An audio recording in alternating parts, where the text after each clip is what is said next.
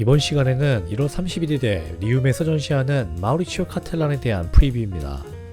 카텔란이라는 이름을 들으면 다소 생소할 수 있으나 이 바나나 작품을 보신다면 다들 아 하실 겁니다.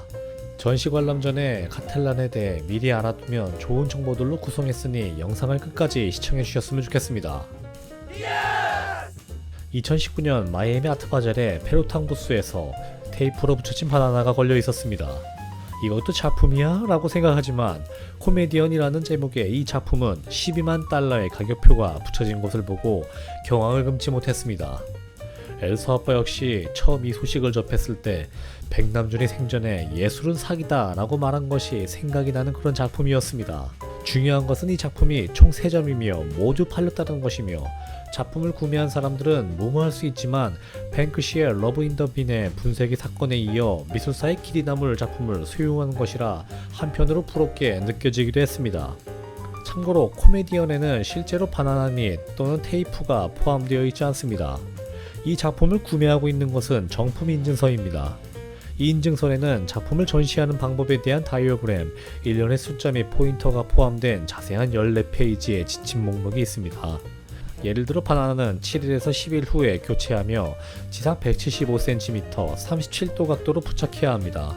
나머지는 아마도 작품의 진정성을 보존하기 위해 비밀로 유지가 될 것입니다. 코미디언 작품의 의미는 세계 무역을 상징하는 이중적 의미를 가진 유머러스한 작품이라며 사람들이 값을 어떻게 매기며 무엇을 가치 있다 여길지 생각하게 할 것이라고 작가는 말하고 있습니다. 이 바나나 작품 제목답게 재미있는 것은 전시 중의 행위예술가 데이비드 타투나가 바나나를 뜯어 먹어치웠다라는 것입니다. 단순히 배가 고파서 먹었다고 하니 역시 예술의 한 가정이라고 느껴집니다. 이 이벤트로 세계적인 일간신문 뉴욕 포스트에도 이 작품이 실릴 정도로 전 세계적으로 큰 방향을 일으켰는데요.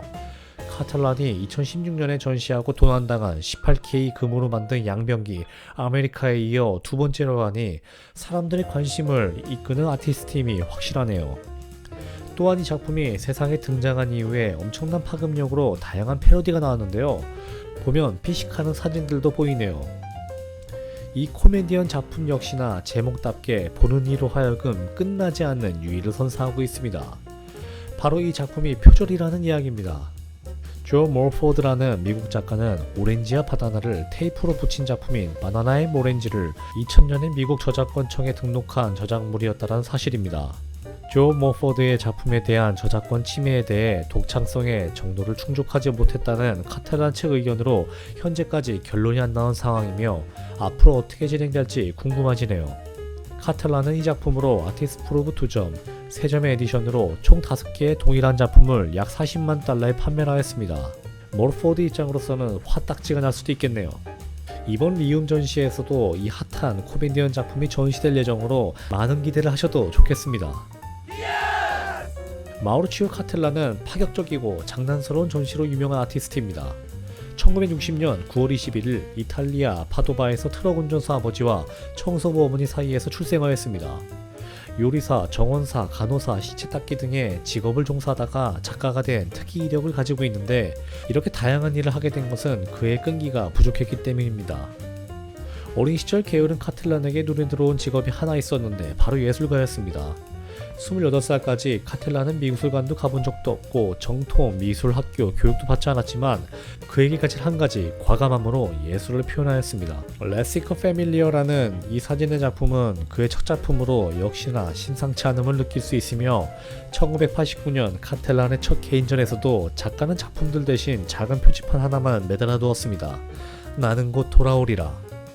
첫 개인전인 만큼 큰 부담감을 가져와 카텔란은 전시 기간 내내 돌아오지 않고 결국 전시는 마무리되는 것으로 그 예술의 첫발은 그렇게 시작이 되었습니다. 1992년에는 오블로모프 재단을 세워 스폰서를 구해 투자도 받고 1년간 일하지 않은 작가에게 $10,000 상금을 주는 특별 이벤트도 하였는데요. 아무도 지원을 하지 않았다고 하네요. 1993년 베니스 비엔날레에서 그는 자신의 부스에 광고 대행사에 임대했고 광고 대행사는 이탈리아 향수 회사에 새로운 향수를 홍보하는 광고판을 설치했습니다. 이 공간 앞에 Working is a bad job이라는 캡션을 달게 되고 여러 비난 여론도 있었지만 이런 기행을 작가의 기발한 아이디어라고 평가하는 팬들이 점점 늘어나기 시작했습니다. 그리고 2011년 구겐하임 뉴욕에서 그의 회고전은 건물의 상징적인 원형 홀 중앙에 자신의 작품들을 매달아 놓기도 했습니다. 카텔라는 작품이 재밌고 특이하기 때문에 유명하기도 하지만 더욱더 가치 있는 것은 그의 작품 대부분에 정치나 사회에 대한 풍자가 내재되어 있다는 것 때문일 것입니다. 위트와 역설적인 유머로 부조리를 들추는 그의 현대판 저항자 또는 투사로 해석할 수 있으며, 카텔라는 종교, 정치, 사회 등 분야를 막론하고 사안에 대해 자신의 생각을 과감없이 표현합니다. 카텔라는 이러한 요소를 과격하고 성정적이게 표현해 작품마다 논란이 일기도 하지만 그의 풍자와 해악이 담긴 독특한 작품의 매력으로 많은 사랑을 받는 작가입니다. 이번 리움에 전시될 작품은 2011년 뉴욕 구겐하임 회고전 이래 최대 규모로 카텔란의 90년대부터 지금까지 소개된 38점의 작품으로 구성된다고 합니다. 전시 제목의 위는 카텔란의 작품 제목을 차용한 것이지만 그 작품에 대한 참조보다 확장된 의미에서 우리는 누구인가, 어떻게 우리가 되는가, 관계란 무엇인가라는 질문을 던집니다. 억압, 불안, 권위, 종교, 사랑, 나와 가족, 삶과 죽음, 그리고 위란 무엇인가라는 질문을 던지게 되는 전시가 될 것입니다. 첫 번째, 이 작품의 제목은 힘입니다. 아돌프 히틀러가 무릎을 꿇고 기도하는 미니어처 상으로 히틀러의 로마 가톨릭교를 풍자적으로 조롱한 것입니다. 이 조각상은 역사적으로 최악인 히틀러에게 회개의 기회를 주어서는 안 된다, 유대인 희생자를 모독하는 행위다는 논란을 만들었고 이듬해인 2002년에 철거되었습니다. 이 작품은 카텔란 작품 중에 현재까지 최고가로 2016년 5월 크리스티 뉴욕 경매에서 1,700만 달러가 넘게 낙찰이 되었습니다. 그리고 이 작품은 카텔란의 작품 중에서 가장 큰 사회적 물의를 일으켰으며 제목은 더 나인스 아워입니다. 작품은 운석에 깔린 교황 요한 바오로 2세의 모습을 나타냈는데요. 카텔란은 이를 통해 권위와 소멸, 종교의 죽음을 표현하고자 했다고 합니다. 그러나 사회는 물론 종교계에 큰 반향을 일으키면서 그에 대한 비난이 들끓었는데요.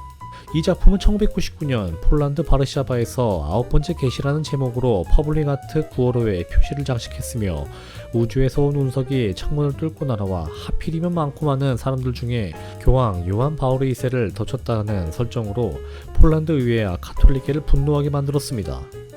실제로 사이즈와 똑같이 만든 극사실적인 교황의 조각상이 붉은 융단 위에 돌에 깔린 채 누워 괴로워하는 표정을 지으며 외롭고 버림받는 형태라고 있습니다. 폴란드 의회에서는 믿음에 대한 무례함 혹은 욕이 나오는 미술이라며 분노했으며, 게다가 신앙심 좋은 폴란드 의원 2명은 교황님 다리에 떨어진 운석 조각이라도 치워드리겠다며 전시장에 난입해 작품에 직접적인 물리적 손상을 입히려고도 했다고 하네요. 다음 보시는 이 강렬한 손동작 작품은 러브라는 생뚱맞은 제목의 작품입니다. 밀라노시의 대리석 조각상을 자신이 원하는 방향으로 놓게 해준다면 작품을 무료로 증정하겠다라는 제안을 하게 되고, 시의 허가를 받아 카텔라는 밀라노 증권거래소 앞에 가운데 손가락만 우뚝 솟은 오른손 동상을 설치합니다. 시청 직원들에게 거센 항의를 받았으나 카텔라는 이 작품은 반자본주의 체제의 지향 작품이며 이념에 대한 경멸을 담고 있다며 논란을 일축시켰으며 흥행 및 작품성으로 인정을 받게 된 계기가 되었습니다. 참고로 이 작품은 스노우볼로 제작이 또 되었으며 경매로는 약 600유로에 낙찰이 되고 있네요. 프랭크인 제임이라는 이 작품은 경찰에 대한 조롱과 풍자를 그린 밀라 왁스로 만든 조각 작품입니다. 실제로 사람 사이즈와 똑같이 만든 작품은 전시장 벽을 따라 뒤접혀진 상태로 세워졌으며 1999년 아마도우 디알로 사건을 묘사한 것입니다. 작품 속에 두 경찰관들이 우범지대에 사는 무고한 서아프리카 이주민을 우발적으로 죽였으나 법정에서 무죄 판결을 받은 사건이었으며, 법원에서 무죄를 받자 카텔란 자신이라도 이 두 경찰을 혼내주려고 만든 작품입니다. 이 작품은 3점 에디션으로 구성되었으며 2006년 크리스티 런던에서 70만 달러에 낙찰이 된 것을 시작으로 가장 최근은 2015년 필립스 뉴욕 경매에서 120만 달러에 낙찰이 되었습니다. 난 어프레이드 오브 러브라는 실제 코끼리 사이즈인 3m가 넘는 이 대형 작품은 마치 유령처럼 코스튬 입은 코끼리 형상으로 디즈니 애니메이션의 캐릭터에서 아이디어를 얻은 코끼리라고 합니다.